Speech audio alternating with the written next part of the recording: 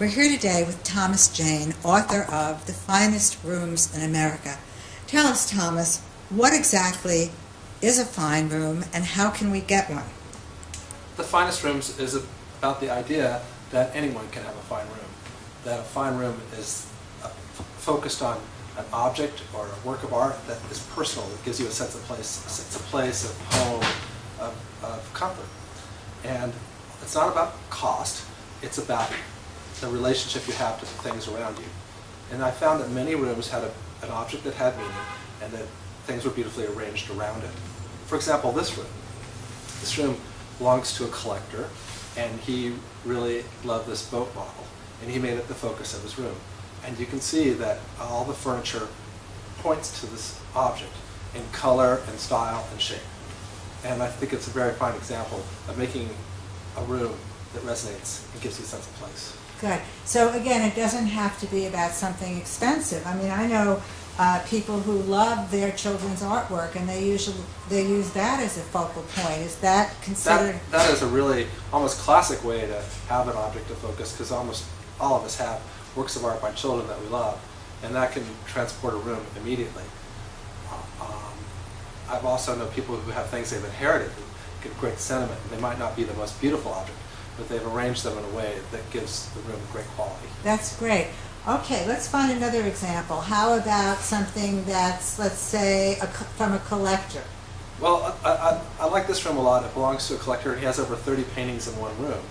And he wanted to have all these small pictures in one space, and he made it, arranged them in a bookcase so that they had their own spot, but they worked together as a whole. And the room's very personal and very beautiful. And another example that's related to this, that it's just one work of art, how it transplants a room, is this modern room. And I was careful to have rooms of every style, from old to new, and almost every decorating style in America, because I felt that I wanted to demonstrate that it's not about a particular style either. Now this room has a great sculpture on the wall, and it reflects well the modern furniture around it. It softens it up a little bit. Yeah, it makes it special because all these pieces of furniture are readily available, but the way he combined them with this one sculpture transports the space. And it's a very small room also. It's a studio apartment. A studio which apartment. Which is proof that if you don't need a big room either. Mm-hmm. It's not about size or money, it's about what's in it and how it's arranged. That's great. And then there's one room that's really not even a room, it's, for want of a better word, a shed. Tell us about that. This one belongs to Mary Cooper, and she is a chair caner, and she lives very simply. And her room is special to her because it connects her kitchen and her living room. It becomes a dining room and an entry hall. And she made it special by carefully selecting the paint and arranging that, painting it in a very beautiful way. And that's what made it special and gave her a sense of place.